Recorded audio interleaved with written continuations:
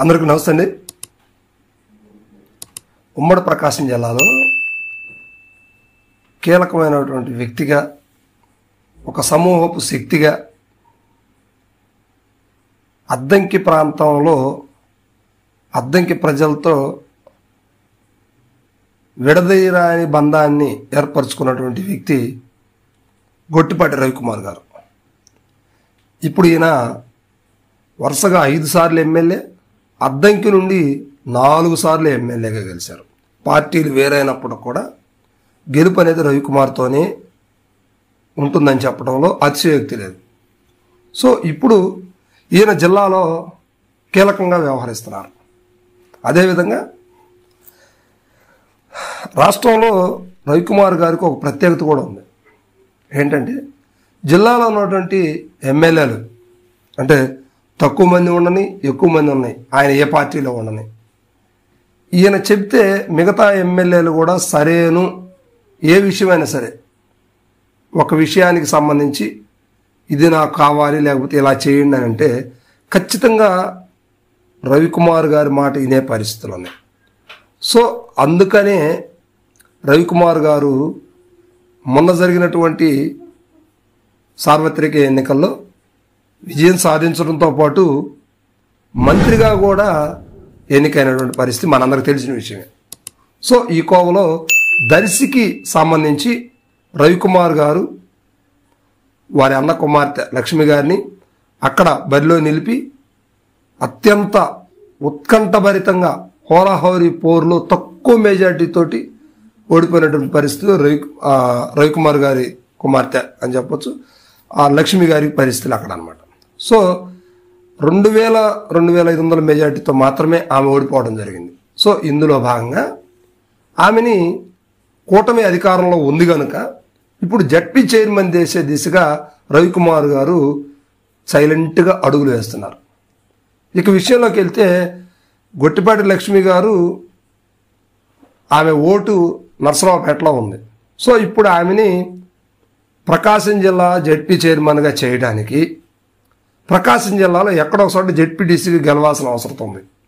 ప్రస్తుతానికైతే 56 మండలాలు ఎక్కడ ఖాళీ లేదు. ఇటీవల పచ్చూరు జడ్పీటీసీ ఎక్స్పైర్ అయినట్టు అర్థమవుతా ఉంది. సో అక్కడి నుంచి కానీ లేకపోతే గొట్టిపాటి వారి ప్రధాన కుటుంబం ఎక్కడైతే ప్రారంభమైందో ఎద్దనపూడి మండలం, ఆ ఎద్దనపూడి మండలం నుంచి కానీ అక్కడ ఉన్నటువంటి వారిని రాజీనామా చేయించి ఎద్దనపూడి నుంచి కంటెస్ట్ చేయించి గెలిపించడం కానీ, లేదా పచ్చూరు నుంచి ఖాళీగా ఉంది కనుక పచ్చూరు నుంచి గెలిపించడం కానీ చేయాలి.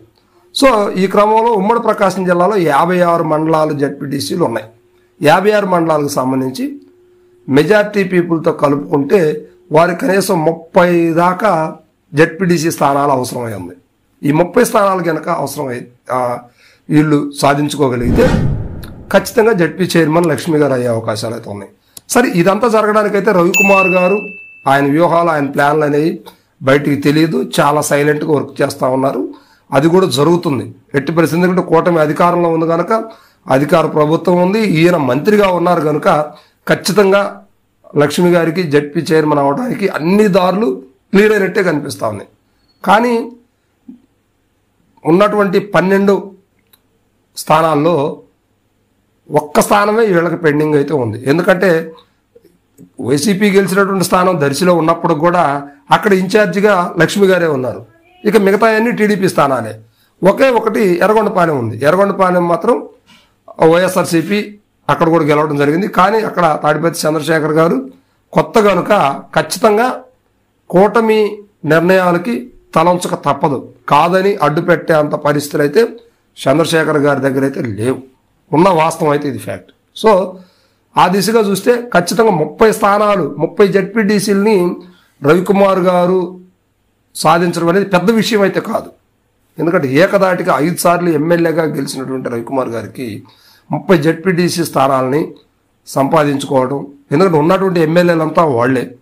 పైగా జిల్లాలో 2 మంత్రులు ఉన్నారు. రవికుమార్ గారు ఉన్నారు, స్వామి గారు ఉన్నారు కొండేపి నుంచి. సో వీళ్ళందరూ కూడా, అదేవిధంగా దామచర్ల జనార్దన్ గారు ఉన్నారు, వీళ్ళు టీడీపీలో సీనియర్ నాయకులు ఏలూరు సాంబశివరావు గారు ఉన్నారు. వీళ్ళందరూ కూడా తలుచుకుంటే పెద్ద విషయం ఏం కాదు ఇది. సో ఈ దశగా ఆ లక్ష్మి గారిని జడ్పీ చైర్మన్ చేయడానికి అన్ని అనుకూల పరిస్థితులు అయితే రెడీ చేసుకున్నట్టు కనిపిస్తూ ఉంది. సో ఇక రవికుమార్ గారు అద్దంకిని బేస్ చేసుకొని చీరాల, పచ్చూరు ఇవన్నీ కూడా పూర్తి స్థాయిలో టీడీపీకి అన్ని మండలాలు కూడా జడ్పీటీసీ స్థానాలను ఆయన వైపు తిప్పుకునే దిశగా అడుగులు వేస్తున్నారు. సో ఇది ప్రకాశం జిల్లా జడ్పీ చైర్మన్ కథ అయితే, సో ఉన్నటువంటి చైర్మన్ని ఖచ్చితంగా రాజీనామా చేయించడమా లేకపోతే టీడీపీ వైపుకి తీసుకునేది మాత్రం ఖచ్చితంగా ఖాయం అనేది జరుగుతుంది. కానీ ఏం జరుగుతుందని మాత్రం కొంచెం వెయిట్ చేయాల్సిన పరిస్థితి.